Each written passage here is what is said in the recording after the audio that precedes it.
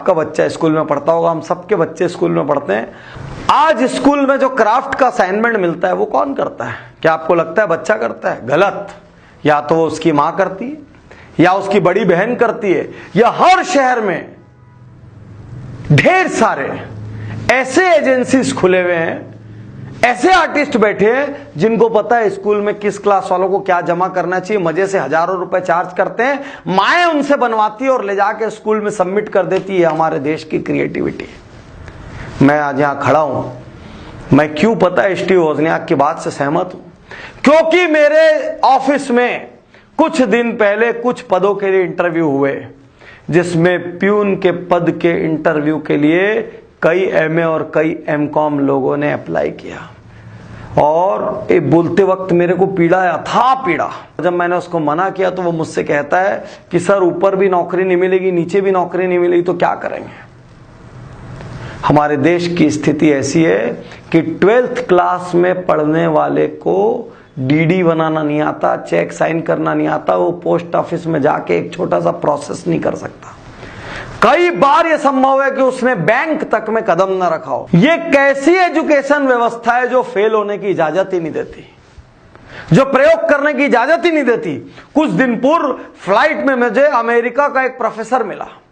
वो कहता है हमारे यहां बच्चा स्कूल पास होते होते और फर्स्ट सेकंड यूजी तक आते आते वो कई बार अपने बिजनेस शुरू करके फेल हो चुका होता है, और हमारे यहां का बच्चा ग्रेजुएट होते तक भी मां के पल्लू से बंधा हुआ रहता है।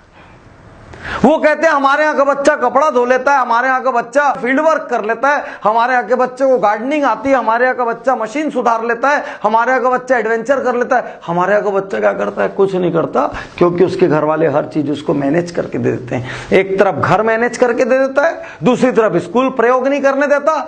क्या गलत कहा स्टीव वोज़नियाक ने? क्या गलत कहा?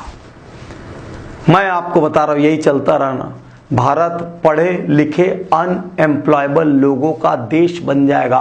पढ़े लिखे अनएम्प्लॉयबल लोगों का देश। और मुझे याद पड़ता है कुछ साल पहले नासकॉम के जो हेड थे, उन्होंने एक बयान दिया था, इंडियन यूथ आर अनएम्प्लॉयबल। हम डिग्रीधारी हैं लेकिन हमें आप रोजगार नहीं दे सकते, क्योंकि हमको एक एप्लीकेशन लिखना नहीं आता, हमको शॉर्ट हैंड नहीं आता, हमको टाइपिंग नहीं आती, हमको ठीक से इंग्लिश नहीं आती, हमको ठीक से हिंदी नहीं आती। हम ऐसे विचित्र युग में फंस गए जहां पर टियर 2 टियर 3 सिटी के बच्चे को अपनी इंग्लिश भी नहीं आती ठीक से, और वो हिंदी में भी 77, 68 और 85 नहीं बोल सकता। वो खत्म हो गया, वो ना इधर का रहा ना इधर का रहा। तो अब क्या करें? देश को क्लर्कों का देश बना दे? अब क्या करें? और जिसपे इतराते हो, सत्या नडेला, इंदिरा नूई, ये इंडिया ने बड़ा किया गया इनको।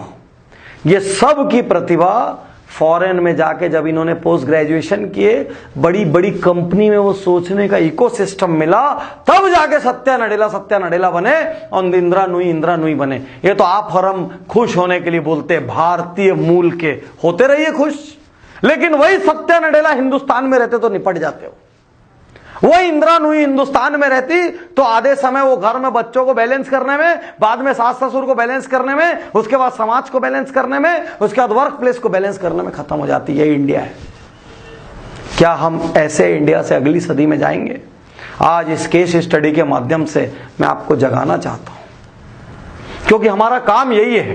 एक्सीलेंस गुरुकुल और वीआईपी जैसे प्रोग्रामों में लोग आते हैं, अलग अलग केस स्टडी से हम उनको जगाते हैं, उनको सोचने पे मजबूर करते हैं। देखिए दुनिया में क्या हो रहा है, दुनिया क्या कर रही है।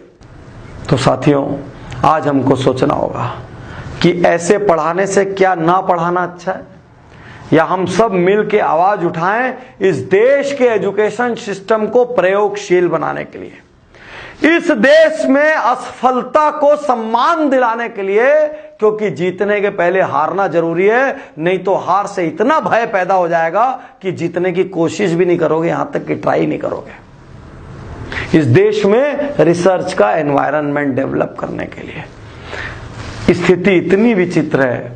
कंप्यूटर में आज जो बुक स्कूल में पढ़ाई जा रही है वो टेक्नोलॉजी 3 साल पहले ऑब्सोलीट हो चुकी है, लेकिन पुस्तक बदली नहीं गई। वर्ल्ड की जिन चीजों के बारे में आज हमारा एजुकेशन सिस्टम बात कर रहा है, वो चीजें आधी से ज्यादा ऑब्सोलीट हो गई है और पुस्तकें बदली नहीं गई है। टीचर को नहीं पता है, जब टीचर को नहीं पता और पुस्तक नहीं बदली और इंजीनियरिंग कॉलेज के अंदर डेमो के लिए जो मशीन थी वो मशीन 20 साल और 50 साल पुरानी है, बीसीए जैसे कोर्स में जो व्यक्ति जिस कंप्यूटर पे चला रहा है वो कंप्यूटर 10 साल पुराना है। ये बनेगा इंडिया? इस तरीके से हम बनेंगे सुपर पावर, या इस तरीके से हम इंडिया से निकल के दुनिया में जहां जहां भी कोई अचीव करेगा उसको भारतीय मूल भारतीय मूल भारतीय मूल बोल के खुश होते रहेंगे? अब भारतीय मूल नहीं, भारत में टैलेंट पैदा करने होंगे।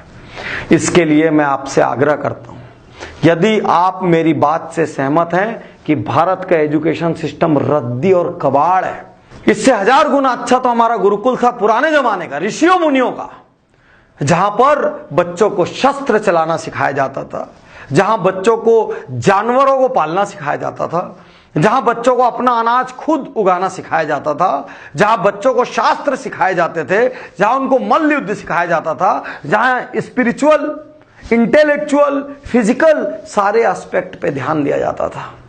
आज कुछ एस्पेक्ट नहीं बचा। आपका बच्चा एग्जाम में क्या नंबर लाया और मेरा बच्चा क्या नंबर लाया, ये इंडिया सुपर पावर नहीं बन सकता।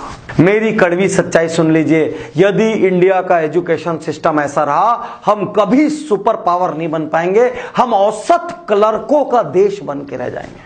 हम पूरी दुनिया के लोगों के लिए काम करेंगे और पूरी दुनिया हमको नौकर बना के रख लेगी। जो एंटरप्रेन्योर्स का देश था वो नौकरों का देश हो जाएगा।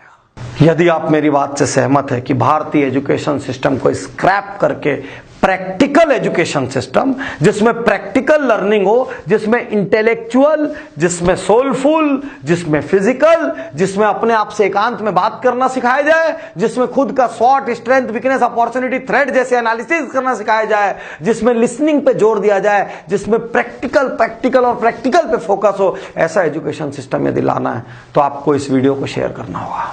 आपको इस वीडियो को इतनी बड़ी तादाद में शेयर करना पड़ेगा जिससे कि स्कूल के टीचरों की, कॉलेज के प्रोफेसरों की और शिक्षा मंत्रियों की, इन सब की आंखें खुल जाए। आपको इसको भारत का टॉप ट्रेंडिंग वीडियो बनाना पड़ेगा यदि आपको अपने बच्चों को बचाना है, नहीं तो कल आपके माता पिता होने पे आपको अफसोस होगा, क्योंकि आपके बच्चे पूछेंगे बड़े होके इससे अच्छा तो पापा नहीं पढ़ाते तो ज्यादा अच्छा होता। यदि मेरा क्राफ्ट स्कूल से लाके मम्मी को ही करना था तो नहीं करवाते क्राफ्ट।